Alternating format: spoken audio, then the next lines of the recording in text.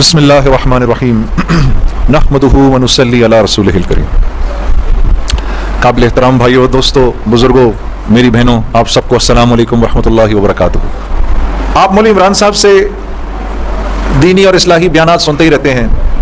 पता नहीं क्यों मेरे दिल में आती है कि आज मैं आप लोगों को अपनी कारगुजारी सुनाऊं कि अल्लाह ने मौसीकी से इस तरफ लाने का जो मेरा इंतज़ाम किया वो कैसे किया। आए आज आपको मैं ये सुनाता हूँ। तो यही जुलाई के दिन थे, मैं गाड़ी में बैठा हुआ, शीशा उसका चढ़ा हुआ था और मैं जा रहा था। तो मैंने अपने बाएं तरफ से एक जमात को गुजरते हुए देखा। मुझे कुछ इस तरह पता था कि ये कुछ ऐसी कुछ एक जमात है जो लोगों को मस्जिद की तरफ ले जाती है और वो तंग वंग करती है, लोगों को घरों से निकाल लेती है। तो लोग इस जमात से भागते फिरते हैं, कुछ ऐसा सुना था मैंने, कोई एक ऐसी जमात है। तो मेरे दिल में ये ख्याल आया कि देखो, तुम तो आराम से घर में बैठे हुए हो, अपना गाड़ी में बैठे हुए हो, और ये देखो ये बेचारे लोगों को नमाज की तरफ, अल्लाह की तरफ बुला रहे हैं और उनके कपड़े बिल्कुल भीगे हुए थे पसीने से, और तुम इनके बारे में गलत सोच रहे हो। ऐसा ना हो कि आगे जाके तुम्हारी गाड़ी बजे कहीं। तो अपनी गाड़ी को बचाने के चक्कर में मैंने वहां से यू टर्न मारा और यू टर्न मार के मैं वापस लाया, और वापस ला के मैंने गाड़ी को ये जमात के कुछ जो साथी थे उनके आगे रोक लिया। रोक के मैं गाड़ी से उतर के मैं जो जमात का जो सबसे आगे जो थे बुजुर्ग थे, मैं उनके पास गया और मैंने जाके उनसे ऐसे हाथ मिलाकर मैंने कहा जी आप बड़ा अच्छा काम करें, मेरे लिए भी दुआ करें। ऐसे ही कह दिया मैंने। तो उन्होंने मेरा हाथ पकड़ लिया और मुझे कहने लगे मैं आपके लिए जरूर दुआ करूंगा।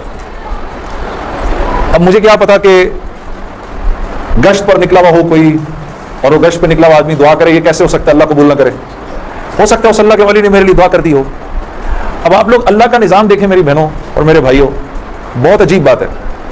उस जमात में एक जो लड़के थे उनमें से एक ने अपनी मस्जिद में जाकर बताया तुम्हें पता है आज हमें रोका किसने? तो उन्होंने कहा भाई किसने रोका? कहा वो सिंगर नहीं है जुनैद जमशेद, उसने आज, ये लोग मकामी गश्त कर रहे थे, उसने गश्त के दौरान हमें रोक लिया। उसने हमसे ऐसे कहा भाई हमारे लिए दुआ करना। और जिस मस्जिद में उसने ये बात कही, उस मस्जिद में एक नमाजी था जो तबलीग में लग चुका था। वो 16 साल पहले मेरे साथ स्कूल पढ़ता था। अल्लाह का निजाम देखें, 16 साल पहले मेरे साथ स्कूल में पढ़ता था, तबलीग में लग चुका था। उसने कहा किसने रोका तुम्हें? कहा वो नहीं है, वो सिंगर जुनैद जमशेद, उसने रोका हमें। अब मेरे इस दोस्त ने मुझे ढूंढना शुरू किया और इस वाकये की कोई तकरीबन 1-1.5 महीने बाद इसने मुझे ढूंढ लिया। और एक दिन जी मेरे घर फोन आता है, जुनैद। अब मैंने जब उसका मुझे पहचाना, उसने बोला जुनैद मुझे पहचाना। आप यकीन करेंगे मैं 16 साल बाद इसकी आवाज सुन रहा था, मैं पहचान गया। मैंने कहा जुनैद बोल रहे हो? हंसने लगा। तू मुझे पहचान गया? मैंने कहा मेरे को पहचान गया, तो इतना तू शरारती लड़का था तू क्लास के अंदर। और मैंने कहा क्योंकि हम दोनों के नाम एक, तो तेरे चक्कर में मैं भी बदनाम रहता था। हंसने लगा, यार कमाल है तूने मुझे पहचान लिया। मैंने कहा हाँ मैंने पहचान लिया, मैंने तेरे से मिलना है। मैंने कहा क्यों? कहता है बस ऐसे ही, वजह कोई नहीं है। मैंने कहा यार अच्छा, हमारी जिंदगी ऐसी थी, शोबिज़ की जिंदगी थी हमारी, कि हमारा दिल मिलने को नहीं करता था किसी से। यानी हमने मैनेजर रखे होते थे जो हमें सिर्फ लोगों से दूर रखते थे। उनका काम था लोगों से बात करना, लोगों से डील करना, हम तक कोई ना पहुंचे बस। यहां तक कि आप हैरान होंगे अगर मैं आपको बताऊं, ये बड़ी एक अफसोसनाक बात है कि हमारे अपने घर वालों का हमारी जिंदगी में रोल कम होता था, इन मैनेजर्स का रोल ज्यादा होता था। आपने घर कब जाना है, बच्चों से कब मिलना है, ये तक इन मैनेजरों के हाथ में होता था। तो अब कोई मुझे फोन करेगा मैंने तुमसे मिलना है, ये थोड़ी कि मैं फौरन मिल लूंगा इससे। अब पता नहीं अल्लाह जाने इसने क्यों मिलना है, मेरा वक्त जाया करेगा क्या है। तो मैंने जुनैद गनी से कहा कि यार बगैर वजह के क्या क्यों मिल रहा है तुम्हें? बस ऐसे ही। मैंने कहा इंशाल्लाह देखो जब अल्लाह ने कभी मौका दिया तो मिलेंगे। तड़क मैंने फोन बंद कर दिया, हमें तो आदत थी फोन बंद करने की। अगले दिन फिर फोन आ गया उसका। मैंने बोला क्या काम है? काम कोई नहीं, मिलना है क्यों?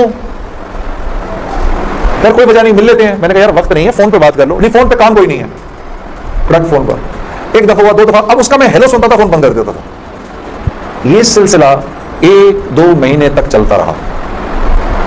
यहां तक कि जुनैद गनी को मेरे घर के नौकरों के नाम याद हो गए, फोन उठाने वालों के नाम याद हो गए, सब कुछ याद हो गया। उसको सब पता होता था मैं कब पाकिस्तान में हूं, कब नहीं हूं, कब कहां हूं, सब। एक दिन उसका फोन आया, तो जब मैंने फोन रखने लगा मुझसे कहते देख मैं तुझे अल्लाह का वास्ता देता हूं, मेरी 1 मिनट की बात सुन ले। मैंने बोला बोलो। मैं अभी उम्रा करके आया हूं, तो मैं मदीने और मक्के की खजूरें और जमजम और ये कुछ चीजें लेकर आया हूं, ये ले ले मेरे से, फिर उसके बाद मैं चला जाऊंगा। कितनी देर के लिए आओगे तुम? 5 मिनट के लिए। मैंने कहा हाँ 5 मिनट। जुनैद गनी याद रखना 5 मिनट, 5 मिनट। दोपहर को मेरी याद है 3:30 बजे अभी तक प्लानिंग हुई, जुनैद गनी साहब आया। मैंने जब जुनैद गनी को देखा तो मेरा तो दिमाग ही चकरा गया। क्या देखता हूँ, सफेद लिबास जैसे मौलवी साहब ने पहना हुआ, सर पे पगड़ी, इतनी बड़ी दाढ़ी, ऊपर वास्केट पहनी हुई उसने, पैंचे उसके ऊपर। मैंने कहा जुनैद गनी, ये तुझे क्या हो गया? कहता मुझे क्या हो गया? मैं क्या कहूं तुझे क्या हो गया? मैंने कहा ये तेरा हाल तेरे जैसा है शैतान, ये इतना बड़ा बुजुर्ग बना हुआ, आओ बैठो मेरे पास। आया मेरे पास बैठा, उसने मुझे खजूरें दी, जमजम दी, जानमाज दी, और पूरे 5 मिनट में कहता है मेरे 5 मिनट पूरे हुए, अब मैं चलता हूं। मैंने कहा नहीं, अब बैठ जाओ, बैठ जाओ, मुझे बताओ ये सब क्या है। फिर मुझे कहने लगा चल छोड़ इसको यार, स्कूल की बात करते हैं। मैंने कहा स्कूल छोड़ो, मुझे बताओ ये क्या है, ये किन्होंने तुम्हारा हाल किया? ये उसे कहने लगा मिल लो इनसे। मैंने कहा हाँ मैंने इनसे मिलना है, मैंने इनसे मिलना है। आप सोचो कोई आदमी तबलीग वालों के चंगल में फंस जाए, हाँ? तो मुझसे कहते हैं कल से हमारा इज्तिमा शुरू हो रहा है, मेरे साथ इज्तिमा पर चलो। मैंने कहा मैं चलूंगा, तो मैं कल तुम्हें पिक करने आऊंगा, सुबह के वक्त पिक करने आऊंगा। आप यकीन करो 5 मिनट के लिए आया था, 3.5 घंटे मैंने बिठा के रखा उसको अपने पास। मैं उससे बातें सुनता रहा, जुनैद गनी क्या, फिर क्या हुआ, फिर क्या हुआ, फिर क्या हुआ, क्या हुआ, क्या हुआ। आखिर में मैंने कहा मैं तुम्हारे साथ इज्तिमा पर चलूंगा। खैर जी मैं तैयार हो गया, मैंने अपनी नई साफ सुथरी जीन्स निकाली, अपनी मैंने टी शर्ट निकाली, लंबे लंबे मेरे बाल थे, हाँ? मैं तैयार हो गया जिस तरह मेरा ख्याल था बेहतरीन तरीके का तैयार होने का, मैं हो गया तैयार। अब जब मैं वहां पहुंचा, उतरा, मैंने जाके इज्तिमा देखा तो मैंने देखा कि हर आदमी शलवार कमीज में, हर आदमी के सर पे टोपी। तो मैंने जुनैद गनी से कहा जुनैद गनी सुन, ये मुझे को मार तो नहीं दे रहा इधर है, वो मेरे को कतल वतल तो नहीं हो जाएगा मेरा? कहता नहीं हम लोग मारने वाली पार्टी नहीं, हम लोग खिलाने वाली पार्टी है। मैंने कहा अच्छा ले जाओ मुझे अंदर। फिर अब मैं अंदर जाना शुरू हुआ इज्तिमा गाह में, तो मैंने देखा कि लोग एकदम इकट्ठे होना शुरू हो गए। पीछे से मुझे आवाजें आई, अरे यार ये तो जुनैद जमशेद है यार। तो 2-4 आवाजें, अब ये इधर क्या कर रहा है? तो मुझे ये बात बुरी भी लगी हल्की सी, क्या मतलब भाई तुम बहुत बड़े मुसलमान हो, मैं नहीं आ सकता क्या? खैर मैं अंदर गया, अंदर जाकर बैठा तो मैंने देखा एक मजमा सा पहुंच गया मिलने के लिए, देखने के लिए। जो भी जुनैद गनी ने मुझे बिठाया, तुम इधर ही बैठो यहीं पर, और मैं अभी एक साहब को लेकर आता हूं। खैर ये मुझे बिठाकर चला गया। इतनी देर में एक नौजवान लड़का, ये जैसे भाई लोग बैठे अपने, 18-19 साल का, यहां से बीच में से रास्ता तोड़ के मेरे पास आ गया। मुझे आकर कहते जुनैद भाई नमाज पढ़ते हैं आप? तो मैं उसको ऐसे देखना शुरू हो गया।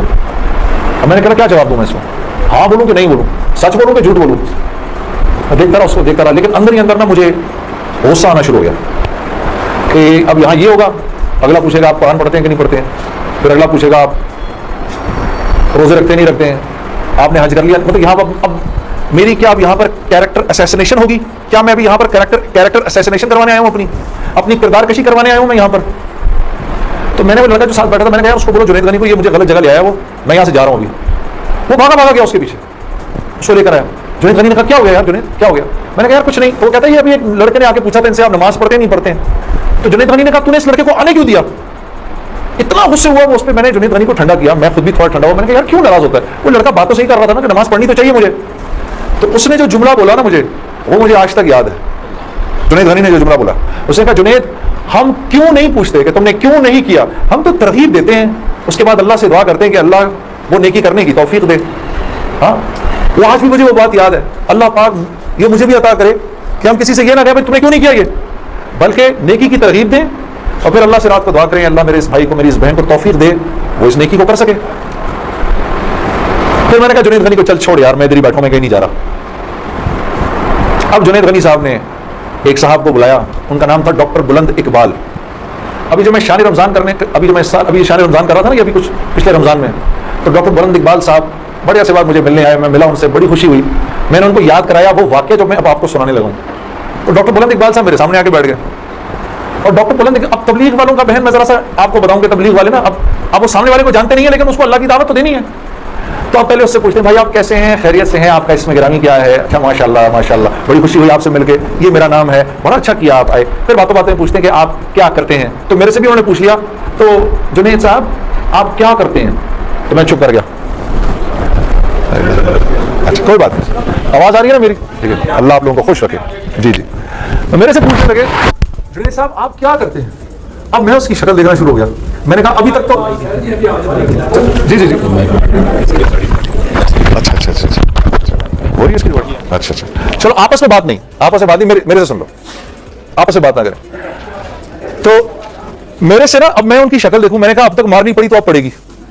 अब जो मैंने बताया ना मैं क्या करता हूं, तो मेरे चेहरे के बदलते एक्सप्रेशंस देख के ना जुनैद गनी ने उनसे कहा, अरे डॉक्टर साहब आप इसको नहीं पहचानते, ये वो है ना जिसने दिल दिल पाकिस्तान गाया है। डॉक्टर साहब कहते हैं अरे वाह वाह वाह वाह वाह वाह वाह वाह, मुसलमान की तो शान यही है जिस काम को करते हैं आगे बढ़ जाता है। मैंने कहा ये आदमी ठीक आदमी है ये बिल्कुल ठीक आदमी है, इससे करो दोस्ती। तो बाद में मैंने डॉक्टर साहब से कहा, डॉक्टर साहब ये जवाब आप कहां से लाए इतना खूबसूरत सा? तो मुझे कहने लगे यार मैं ना तुझे जानता ना मुझे ये पता दिल दिल पाकिस्तान क्या। तो जब इसने बोला ना कि इसने दिल दिल पाकिस्तान गाया तो मैंने कहा वाह वाह वाह वाह, और मैं दिल में दुआ करूं या अल्लाह जल्दी से सही जवाब मेरे जहन में डाल, जल्दी से सही बात डाल मेरे जहन में। तो मैंने फट कह दिया, और ये बात मेरे दोस्तों है भी सच कि मुसलमान की शान ये है, मुसलमान जिस काम को करता है ना मुसलमान उस काम में आगे बढ़ जाता है। सारी दुनिया में जिन कामों को आप बुरा काम समझते हैं ना कि ये बुरे काम है, उन बुरे कामों को भी अगर कभी किसी मुसलमान ने किया ना तो यकीन करो गैरों से भी ज्यादा किया। हाँ यकीन करो, मुसलमान एक अजीब उम्मत है, हमसे बेहतर कोई नहीं। कुन तुम खैरा उम्मा, बस ये हर लाइन से बेहतरीन उम्मत है। जिसको अल्लाह ही कहते तुम बेहतरीन हो तो फिर हमें एक दूसरों से पूछने की क्या जरूरत है कि हम अच्छे हैं कि बुरे हैं। हाँ अब मैं पूरा दिन डॉक्टर बुलंद इकबाल साहब के साथ फिरता रहा, और जब दिन का आखिर आया तो जुनैद गनी ने मुझे कहा कि चल मैं तुझे घर छोड़ दूं। मैंने कहा घर तो मुझे छोड़ दो, लेकिन ये बिस्तरे क्या हैं, ये जो बिस्तरे लगे हुए हैं? कहा ये रात को लोग यहां सोएंगे। मैंने कहा ये जो बुजुर्ग हजरात हैं ये भी इधर ही सोएंगे। मैंने कहा यार मैं तो इनसे ज्यादा फिट आदमी हूं, अगर ये बूढ़े लोग इधर सो सकते हैं तो मैं भी सो सकता हूं। तो उसने कहा यार नूर अल्लाह नूर, तेरे लिए भी बिस्तरा लगा देते हैं।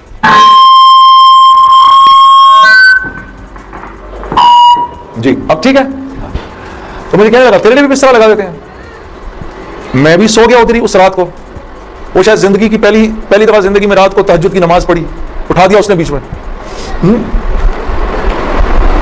तो एक दिन गुजरा, दूसरा दिन गुजरा, तीसरे दिन मौलवी तारिक जमील साहब का बयान था। अब मैं तो नहीं, मुझे तो नहीं पता ये कौन है। हाँ जब मौलवी साहब ने बयान किया तो मैंने जुनैद गनी से कहा यार बड़े अच्छे अच्छे बयान थे ये सारे तेरे बुजुर्ग, ये कौन आदमी है? कहने लगा यार ये है हमारे एक मौलाना। मैंने कहा यार मैंने इनसे मिलना है। कहते यार इनसे नहीं मिल सकता कोई। मैंने कहा भाई मैं इस मुल्क के सदर से भी मिल सकता हूं और इस मुल्क के प्राइम मिनिस्टर से भी मिल सकता हूं, ये मौलवी से मिलना क्या मुश्किल है? तो खैर मैंने सोचा मुझे मिलना है, हर सूरत में मिलना है। कहने लगा यार किस तरह करेंगे, चल मैं तुझे लेके चलता हूं। खैर जी हम पूरे मुजमे में से निकले दोनों, करते वो पीछे हजरात के टेंट्स लगे हुए थे। कुरंगी में हुआ था ये कराची का इज्तिमा। मैं और ये बात कर रहा हूँ 1997 सितंबर 1997, 3 सितंबर मुझे अभी तक याद है, मेरी सालगिरह थी। तो मैं जब उधर पहुंचा तो वहां पर एक लड़का ऐसे डंडा लेकर खड़ा हुआ मौलवी साहब के कमरे के बाहर। तो मुझे देखकर वो मुस्कुराने लगा, जुनैद भाई आप इधर क्या कर रहे हैं? अब मुझे 3 दिन तो गुजर गए थे। मैंने कहा क्यों भाई, मैं क्यों नहीं आ सकता इधर? तू बड़ा मुसलमान है मेरे से। हंसने लगा, नहीं वो मैं नहीं कह रहा, मैं आपको देख के थोड़ा हैरान हो गया, क्या काम है? मैं आपका बड़ा फैन हूं। मैंने कहा अच्छा। तो मैंने कहा कि मुझे ये जो थे ना मौलाना तारिक जमील, इनसे मिलना है। कहा यार जुनैद भाई इनसे तो मिलने की किसी को इजाजत नहीं है। मैंने कहा तुम जाकर बताओ तो सही कि मैंने मिलना है। अच्छा मैं कुछ करता हूं। खैर वो अंदर गया, उसने अंदर जाकर कहा कि आप आए अंदर। तो मेरा दोस्त जुनैद गनी मुझे ले गया। आप यकीन करो मैंने मौलवी तारिक जमील साहब को जिंदगी में कभी अकेले बैठे नहीं देखा। वो अल्लाह ने शायद उस दिन मिलवाना था या बात करवानी थी, अकेले बैठे हुए थे खेमे में अपने। जुनैद गनी ने जाकर अंदर कहा मौलाना मेरा एक दोस्त है जुनैद जमशेद, वो आपसे मिलना चाहता है। मौलाना ने कहा कौन जुनैद जमशेद? मैं बाहर खड़ा हैरान हो गया, इनको कैसे पता मैं कौन हूं? अंदर भेजो उसको, अंदर भेजो। मुझे बुलाया अंदर और जुनैद गनी को कहा तुम बाहर जाओ, तुम बाहर इंतजार करो। वो बाहर चला गया। ये नौजवान जैसे बैठा ऐसे जाके मैं मौलवी साहब के सामने बैठ गया और मुझे ऐसे तेज नजरों से उन्होंने देखना शुरू कर दिया। मैंने कहा आप मुझे ऐसे क्यों देख रहे हैं? कहते मैं तुझे नहीं देख रहा, मैं तो अल्लाह की शान देख रहा हूं। मैंने कहा जी क्या मतलब? कहा तेरे बड़े बड़े बोर्ड लगे हैं फैसलाबाद के अंदर, बड़े बड़े बोर्ड लगे हैं। मैं अक्सर इन बोर्ड्स को देखकर कहता था, मुझे बाद में मौलाना ने बताया, मैं इनको बोर्ड्स को देखकर कहता था हर एक को हिदायत मिल सकती है, इसको नहीं मिल सकती। हाँ आज मैं जब इधर एयरपोर्ट आ रहा था तो एयरपोर्ट पे तेरा बड़ा सा बोर्ड लगा हुआ था, ऐसे ही मेरे दिल में आई, या अल्लाह क्या ये नहीं हो सकता कि इससे मेरी मुलाकात हो जाए और तू मेरे सामने बैठा है, मैं अल्लाह की शान देख रहा हूं। तो मैंने कहा अच्छा। कहने लगे दिल दिल पाकिस्तान तूने गाया है? मैंने कहा जी। मैंने कहा आपने सुना है? कहा नहीं सुना तो नहीं, बसों के पीछे लिखा देखा है। तो मैंने मौलवी साहब से कहा मौलाना मेरा एक सवाल है, एक पाकिस्तानी नौजवान मेरी उम्र का जिस नाम शोहरत का तस्वुर भी नहीं कर सकता, वो सब का सब मेरे पास मौजूद है, लेकिन मैं अंदर से खाली हूं। लोग इस बात को नहीं जानते, लोग समझते हैं कि मैं बहुत खुश हूं, लेकिन मैं अंदर से बहुत परेशान हूं, बहुत इस्तिराब है और इसकी वजह मुझे समझ नहीं आती। फरमाने लगे तेरा मसला ये है कि तुझे चोट लगी है सीधे घुटने पर और तू मरहम लगा रहा है उल्टे घुटने पर। मैंने कहा जी वो कैसे? फरमाने लगे देखो अल्लाह ने इंसान को दो चीजों से बनाया है, एक मट्टी से बनाया है, एक जिस्म से बनाया है जो कि मट्टी का बना हुआ है, और एक रूह है जो अल्लाह का अमर है। ठीक? तो जिस्म क्योंकि मट्टी का है इसलिए अल्लाह ने इसकी हर जरूरत को मट्टी में रखा है। जो खाना हम खाते हैं, जो कपड़े हम पहनते हैं, जो पानी हम पीते हैं, जो जिन घरों में हम रहते हैं, जो चीजें हम इस्तेमाल करते हैं, ये सब जिस्म की जरूरत की चीजें हैं। और क्योंकि जिस्म मट्टी का है तो अल्लाह ने इन तमाम जरूरतों को मट्टी में रखा है। रूह अल्लाह का अमर है, ये आसमानों से आई है, तो इसकी खुराक भी आसमानों पर है, जमीन में नहीं है। फिर फरमाने लगे अगर मैं तुमको सोने के एक महल में बंद कर दूं और 4 दिन खाने को ना दूं, तुम क्या करोगे? मैंने कहा जाहिर सी बात है मैं चीखूंगा कि मुझे कुछ खाने को दो। कहा बस यही हाल तेरी रूह का है कि तेरा जिस्म अच्छे अच्छे कपड़े पहनता है, बड़ी बड़ी गाड़ियां चलाता है, अच्छे अच्छे महलों में रहता है, और तू अपने आप को सेटिस्फाई करना चाहता है, लेकिन अंदर तेरी रूह जो है वो भूखी हो के जब चीखती है तो तेरे सर में दर्द होता है। तो इस रूह की भूख का भी तो इलाज कर। तो मैंने कहा इसकी खुराक कहाँ है? कहा ये आसमानों से आई है, तो इसकी खुराक भी आसमानों पर है, जमीन में नहीं है। और दिल के सुकून, चैन और इत्मीनान का ताल्लुक इस मट्टी के बने हुए जिस्म से नहीं है, बल्कि इस आसमान से आई हुई रूह से है। तो मैंने कहा इसकी ग़िज़ा क्या है? फरमाने लगे इसकी ग़िज़ा अल्लाह का कलाम है, अल्लाह के हुक्म है, इसकी ग़िज़ा नबी की ज़िंदगी है, नबी के तरीके हैं, नबी की सुन्नत है। वो जब तक इसको मिलेंगे नहीं ये भूखी रहेगी, और जब ये भूख कर चीखेगी तो फिर तुम तो मुसलमानों, तुम्हें तो पता है, गैरों को तो पता नहीं, वो दिमाग की इस चीख को सुलाने के लिए कभी शराब पीते हैं, कभी नशे करते हैं, लेकिन ये तो जब तक रूह भूखी है उस वक्त तक अंदर से तुम मुस्तरिब रहोगे, सुकून चैन नहीं मिलेगा। और फिर कुरान की वो आयत पढ़ी, मुझे आज भी याद है, अल्लाह बिज़िक्रिल्लाहि तत्मइन्नुल कुलूब, कि अल्लाह पाक चैलेंज दे रहे हैं सबको कि अगर दिल का सुकून, चैन और इत्मीनान चाहिए मेरे बंदो, मालदारों, हुकूमत वालों, दौलत वालों, शोहरत वालों, अगर तुम्हें दिल का सुकून, चैन, इत्मीनान चाहिए तो तुम्हें मुझसे ताल्लुक बनाना पड़ेगा, मुझसे यारी लगानी पड़ेगी। मौलाना की ये बात सुनकर मैं तो पहले परेशान था, 3 दिन से बयान सुन रहा था, मैं तो धाड़े मार के रोना शुरू हो गया, रोता रहा बड़े देर तक। फिर जब मुझे थोड़ा सा चैन आया तो मैंने कहा मौलवी साहब इसका मतलब क्या है, मेरी पूरी जिंदगी बर्बाद हो गई? तो फरमाया नहीं, बिल्कुल भी नहीं, कि ये मामला तुम दुनिया वालों से थोड़ी कर रहे हो, ये मामला तुम तो अल्लाह से कर रहे हो। और अल्लाह के यहाँ मामला क्या है? अल्लाह के यहाँ मामला क्या है कि अभी इंसान अल्लाह रब्बुल इज्जत से माफी मांगने का इरादा ही कर रहा होता है, दिल में अभी ख्याल ही आ रहा होता है कि अल्लाह रब्बुल इज्जत अगले पिछले माफ कर देते हैं सारे। फिर मुझे फरमाया, ये मुझे फिर बात सुनाई, हदीस कुदसी सुनाई कि मेरे बंदे तू ये जमीन और आसमान सारे के सारे अगर अपने गुनाहों से भर दे, जो कि तू भर नहीं सकता, अगर तमाम जिन्नो इंस भी मिल जाए तो भर नहीं सकता, लेकिन अगर तूने ऐसा कर भी दिया, एक मरतबा अगर तूने कहा ए अल्लाह मुझे माफ कर दे, तो न सिर्फ ये कि हम तुम्हें माफ कर देंगे, बल्कि तुम ऐसे हो जाओगे जैसे तुमने उन गुनाहों को किया ही नहीं। मैं तो बेयकीनी की हालत में मौलाना को देखने लगा। मैंने कहा मौलवी साहब वाकई? कहा हाँ। फिर पूछने लगे क्या इरादा है? अब मेरा इरादा म्यूजिक छोड़ने का तो नहीं था कि मैंने कहा इधर आओ, क्या वो क्या नमाजें बख्शवाने आए, क्या रोजे गले पड़ गए? हाँ जी, मेरा तो कोई प्रोग्राम नहीं था म्यूजिक छोड़ने का, लेकिन गुनाह भी बख्शवाने थे। तो फिर मुझे कहने लगे तौबा करोगे? मैंने कहा मौलवी साहब किस चीज से? कहा अपनी इस पिछली जिंदगी से। मैं सोच में पड़ गया। अच्छा, मैंने कहा जी मैं तौबा करता हूं। मैंने तौबा की, या अल्लाह म्यूजिक छोड़ने का तो मेरा कोई मूड नहीं, ये मौलवी भी अल्लाह जाने क्या कह रहे हैं, लेकिन अगर तुझे इससे कोई मेरे लिए बेहतर जिंदगी नजर आती है तो तू मुझे उस जिंदगी पे लगा दे कि वाकई में मैं चाहता हूं कि तुझे राजी कर सकूं, तुझे खुश कर सकूं। अल्लाह पिछली पूरी जिंदगी पर तौबा करता हूं, अगली जिंदगी तेरे हुक्मों पर चलने की कोशिश करूंगा। अगर तू वाकई ऐसा है जैसा ये मौलवी साहब फरमा रहे हैं तो तू मुझे माफ कर दे। तो मैंने कहा तौबा कर ली। मौलवी साहब ने कहा अब कैसा महसूस कर रहे हो? मैंने कहा जी बहुत हल्का। फिर मैंने कहा लेकिन मौलवी साहब बात तो ये है कि अगर मेरे पिछले सारे माफ हो गए और उस पर अल्लाह ने अगर जन्नत दी तो मेरी तो बहुत ही बड़ी जन्नत होगी, आपसे भी बड़ी। तो फरमाने लगे नहीं बेटा इतनी जल्दी ना करो, तुम्हें वसूल तो हम ही ने किया है, जो तुझे मिलेगा उससे तो बड़ा हमें मिलेगा ही मिलेगा। हाँ, लेकिन मैंने कहा मौलवी साहब और बहनें इस बात की तस्दीक करेंगी, मौसीकी तो रूह की ग़िज़ा है। तो मौलवी साहब ने मुझे कहा कि नहीं, मौसीकी रूह की ग़िज़ा नहीं है, मौसीकी नफ्स की ग़िज़ा है। खैर जी मैं खड़ा हुआ, मैंने कहा अच्छा मौलाना आपसे वादा तो कर लिया। मेरे दोस्तों मैं बाहर निकला सोचता हुआ, मेरे अंदर आप यकीन करो एक तलातुम बर्पा हो गया। हाँ, ऐसी मेरे अंदर एक खैर और शर की ना जंग शुरू हो गई, ऐसे करके ऐसी जंग रातों को जाता था मैं, और पूरी पूरी रात बैठा रहता था, ऐसे जानमाज खोल के मैं बैठ जाता था, सोचता रहता था मैं क्या करने लगा हूं। एक लम्हे ख्याल आता था नहीं बड़ी नेकी का काम कर रहा है, तो लोगों में मोहब्बतें फैला रहा है, लोग खुश हो रहे हैं। दूसरी तरफ ख्याल आता था यार क्या ये अल्लाह रसूल को ये बात मंजूर है, उनको पसंद है, मैं क्या कर रहा हूँ।